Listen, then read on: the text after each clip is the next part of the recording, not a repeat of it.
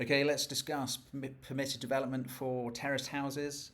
Okay, we're just going to go through what you can actually build. All right, so here we've got a little mock-up of a terrace house. We're going to look into this plot here.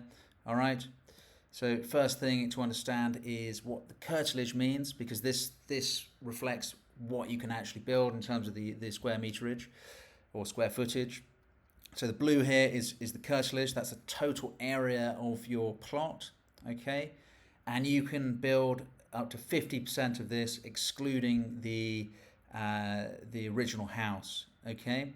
So for example, if this was 100 square meters, all right, and the original house was 50 square meters, you would have a curtilage of 100 square meters. You minus the existing house, which is 50 square meters, and then you have 50% of the remaining to build on. So you'd have 50% of 50 square meters, which makes it 25 square meters. Okay, so on this plot, you'd be able to build 25 square meters. Hopefully that makes sense.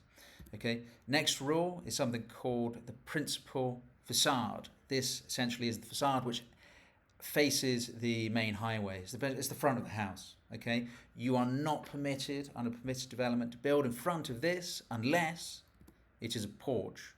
Okay, and a porch can be a maximum of 3 square meters, a max height of 3 meters, and a minimum of 2 meters from the highway.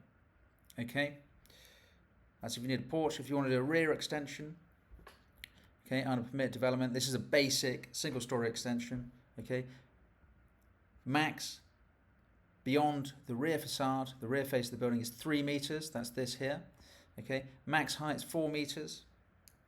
Okay, and it cannot exceed the existing height of the roof, the eaves. So these areas here, that could be a problem if you are living in a bungalow. Okay, but we can have a look at mitigations for that. Another rule of thumb for these developments is if you need a bit more space, you could do something called a large rear extension, which can mean that you can go up to 6 meters from the rear facade.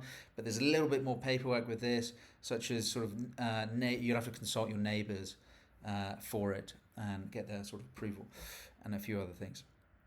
Okay, another issue with terrace properties is that if you're within 2 meters of the boundary with your neighbour, the max height of the eaves is 3 meters. Okay, ways to mitigate this is like here. This is called a lean-to roof.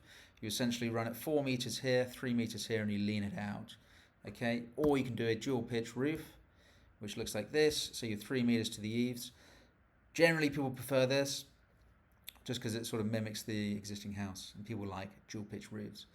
Okay, and then finally, if you want to have a flat roof, the parapet, which is basically the little upstand wall at the top of the roof, is not included in the maximum height. Generally, that will be about 300 millimeters, 30 centimeters that you can go up from the existing height of the roof.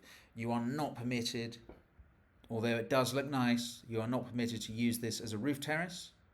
Okay, you can't build it out as a roof terrace, but if it's a nice sunny day and you've got a nice lawn chair you bought from B&Q or something, you can go sit out there, maybe, but your neighbours will probably complain.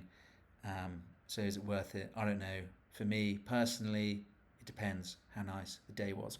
Anyway, thank you for listening. We will hop on to another video for semi-detached properties next. Any questions?